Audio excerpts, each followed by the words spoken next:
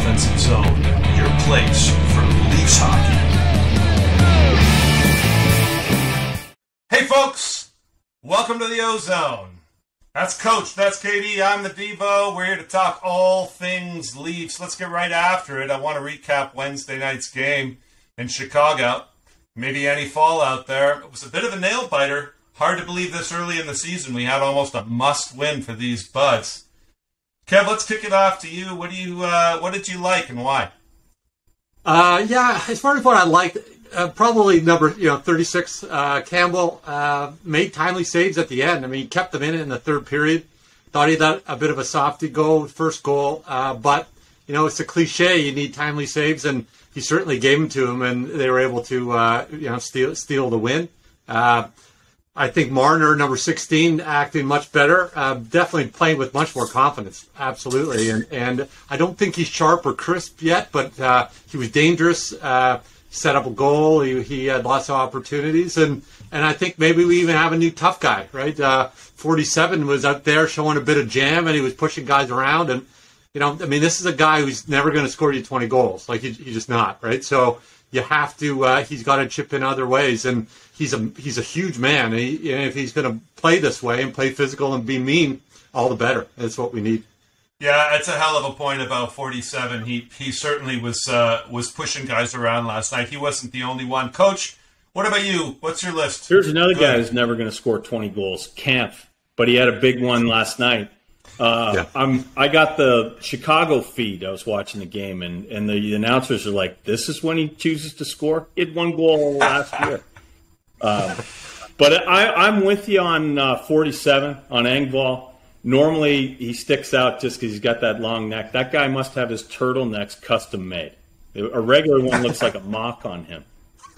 But I think that, it's nice to see him give a shit and get in and rough somebody up. He's 6'5", for goodness sake.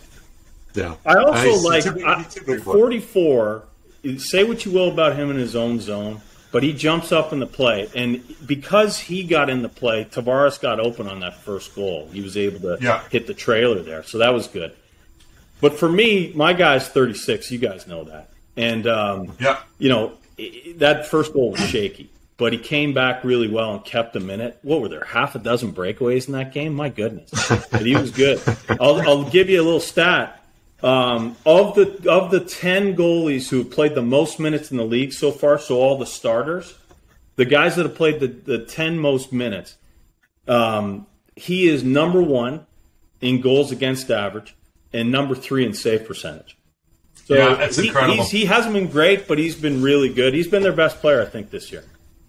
It's funny with him, he lets in one shaky goal and it makes you hold your breath for the rest of the game, but how many 5 Bell saves does he make at the end of the game there? Yeah. I have to say, just to double down on this one, it would be remiss if I didn't mention 20. I thought Richie actually performed well last night. To use your term, it looked like he gave a shit. He was throwing his weight around. He was tough below the red lines on both ends of the ice. I think moving him back to the fourth line allowed him to actually kind of find a bit of an identity, play the game that he likes to play.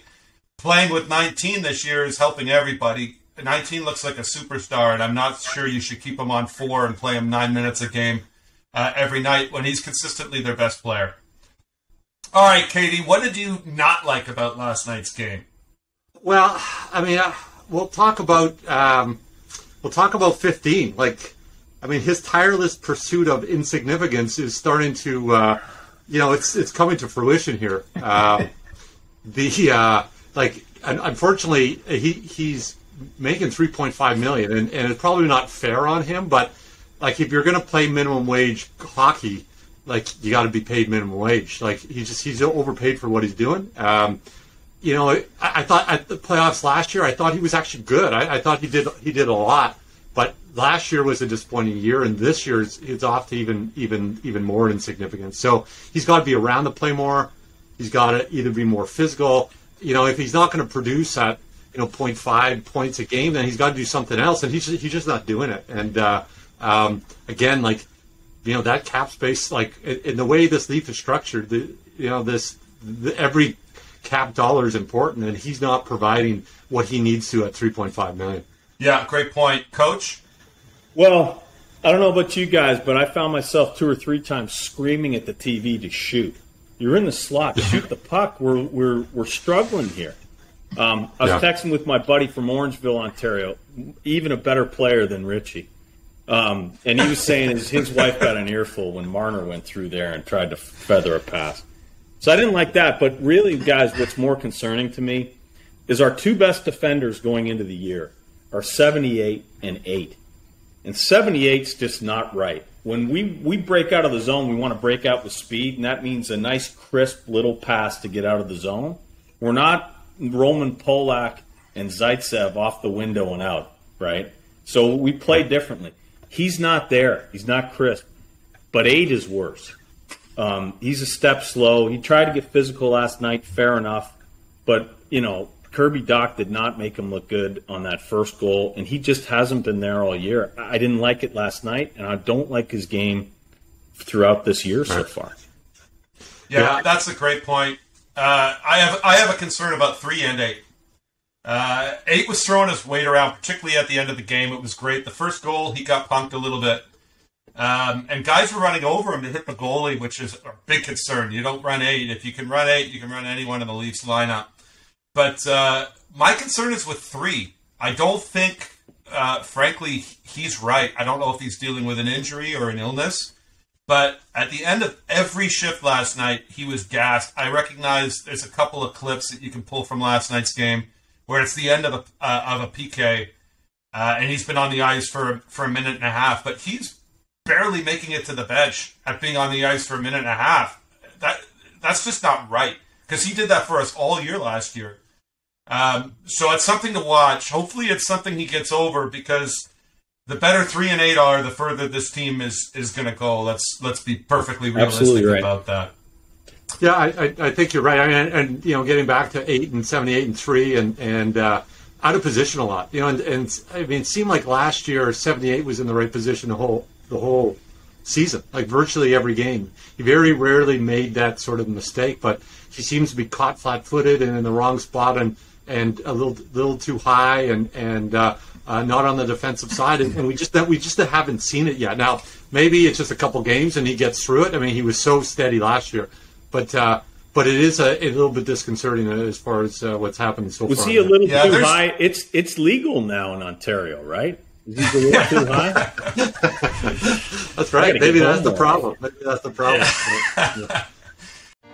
Give me a cheap beer joint on the wrong side of town, and all you good time people gather round. Well, this is a fun little segment we like to call Buds and Sets.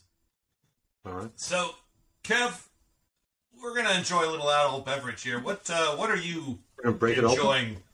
So today? I got Caribou Lager from the Junction, and this is a charity beer. So some of the proceeds go to local charities, and it is a very crushable lager.